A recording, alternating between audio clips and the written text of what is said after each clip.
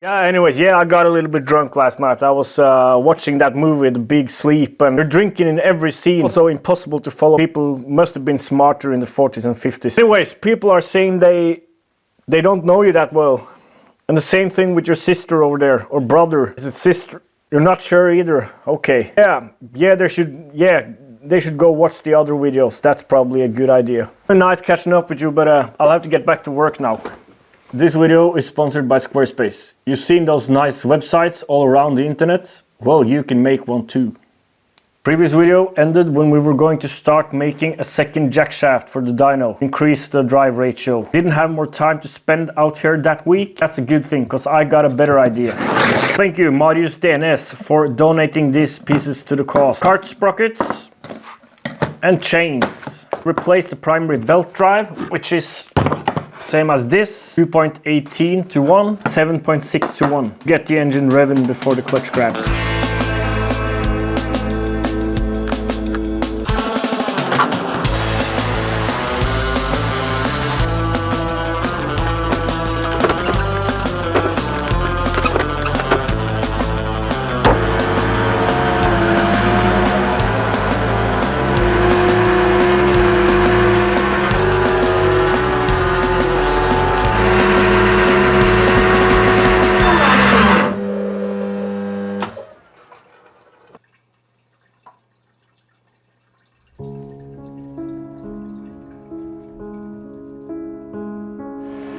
It's losing steps again on the Z axis, it seems.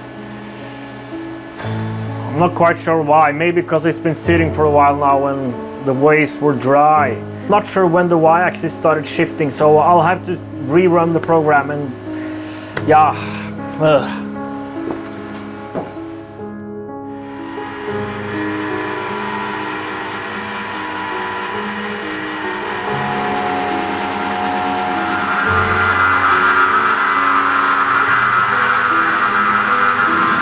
Excuse the noise, it's the heater.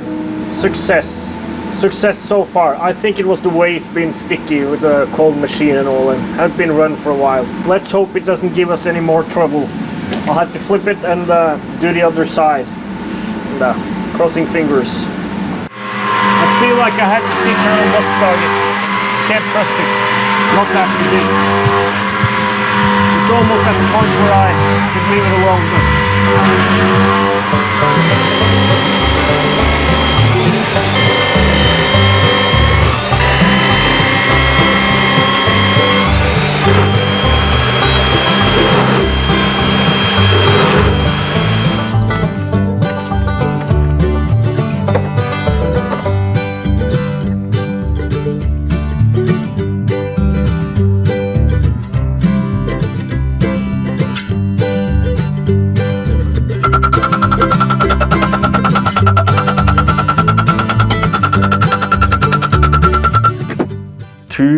.18 to 1, 7.6 to 1.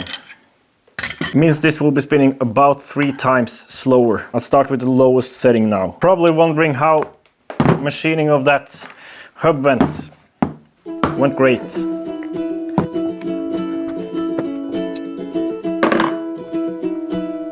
I want to reuse the bearings from this and I need to press them out. With the size of this feature, wasn't room for a bigger hole, so I have 1 millimeter on each side to push this out. I need to find something just slightly smaller.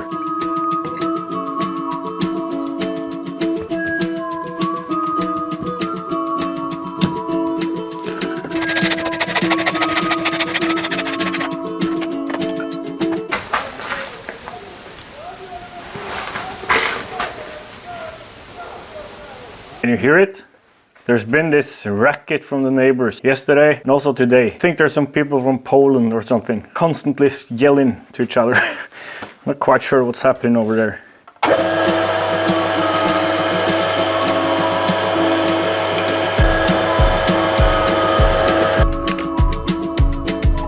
Forgot to hit play there. Press the bearings out with this. Now it's kind of stuck in there.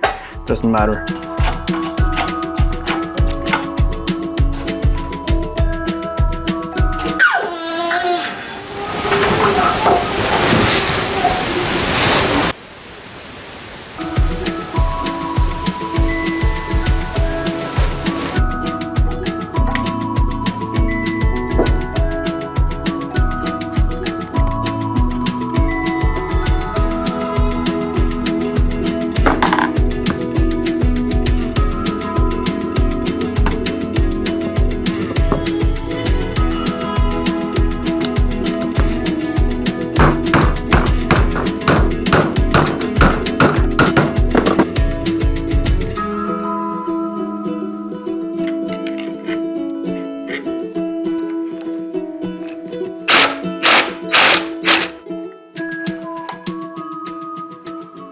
This video is sponsored by Squarespace. Squarespace is super easy to set up. You can choose from a bunch of different templates. They have a guide helping you choose the right template for you. You can start from scratch if that's how you like it. Set up this exclusive members area for friends, family, fans, maybe people from your gated community, whatever. If you're selling stuff, Squarespace has a seamless integration with your web store.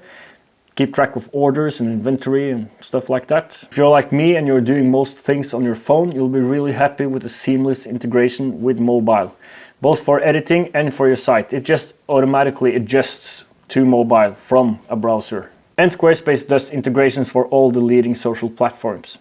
Head to squarespace.com for a free trial. When you're ready to launch, go to squarespace.com/twostrokestuffing for 10% off your first purchase of a website or domain. Thank you, Squarespace. The gap between the chain and the axle is extremely tight. You can see this won't work because it hits the chain. About 1.2 wall thickness. That's what I can slip in there.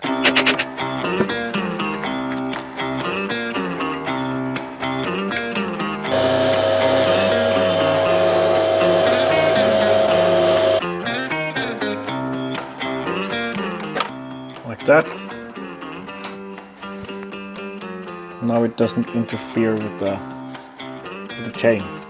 Perfect.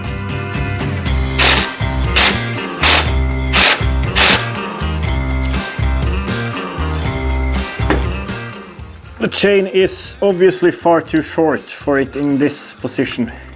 Can move it closer. Will become really close to the carb and the exhaust on the other side. What I would prefer is to move this to here. I've got a second chain. I could hook them together. I'm not sure these two 19 chains are meant to be assembled and disassembled though. Try splitting one and see what happens. Never used these tiny chains before. I've got pins with these divots in them and they're pinned over. Try with the chain splitting tool and split one and see if it's possible to get it back together. It doesn't fit the tool. I have used this to split motorcycle chains, like 415 chains. If that's possible, I think it should be able to split this chain too.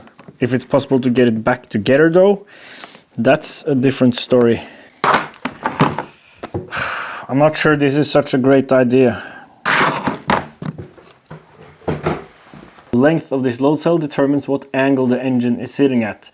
And there's room for adjustment. I think I can tilt it this way enough for the pipe to clear the chain on the other side. Let's reassemble the cradle and see what we can do.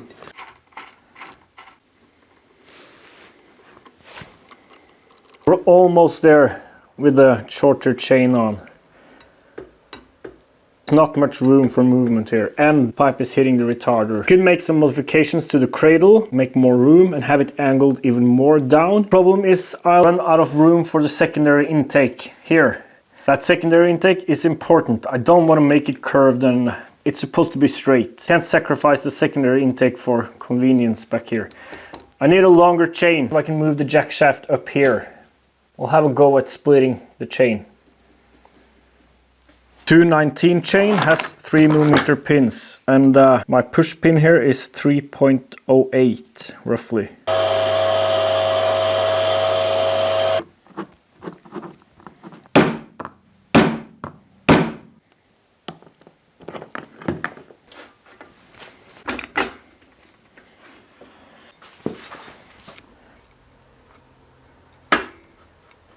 Do it in the press.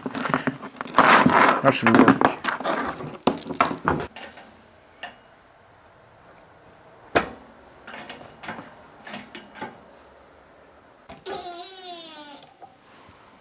Well, it does feel okay and remains to be seen if it will stay attached though. Let's hope this doesn't fly apart immediately. That's better. So much clearance.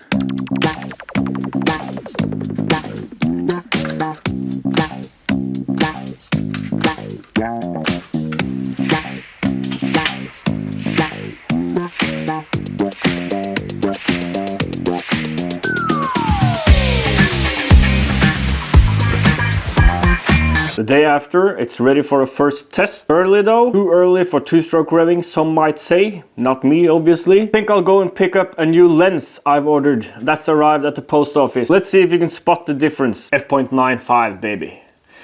Had to turn off some lights here to not have it completely overexposed. Not needed in this situation, but perfect in low light situations filming here in the garage, and also for that blurry background in close-ups. Like living in a dream.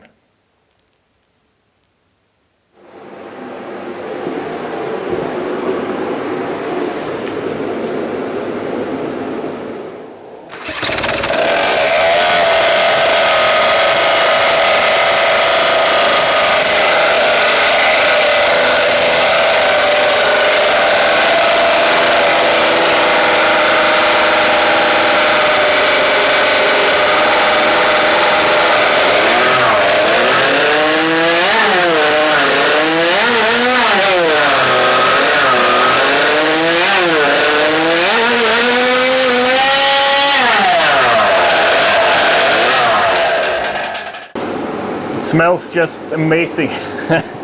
Clutch is probably grabbing too high now. I kinda knew that. You can just replace that new clutch with the old one.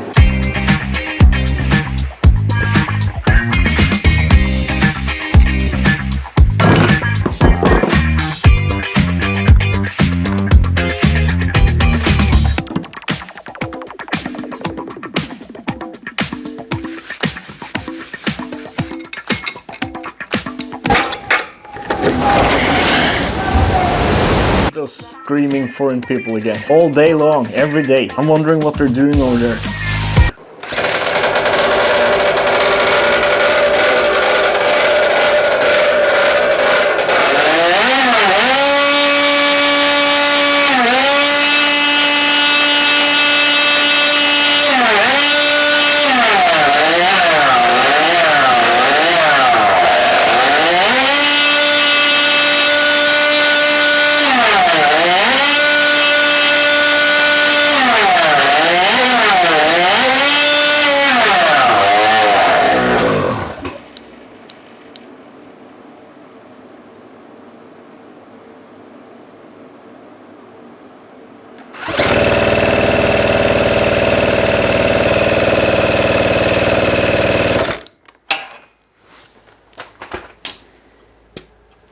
I think I stuck the ring. Got a bit overly excited with the revving there. Kind of forgot I need to run higher clearances when running the engine so cold. That's probably a part of it. But the main reason though is that some idiot increased ignition timing by like 10 degrees last time. I forgot about it.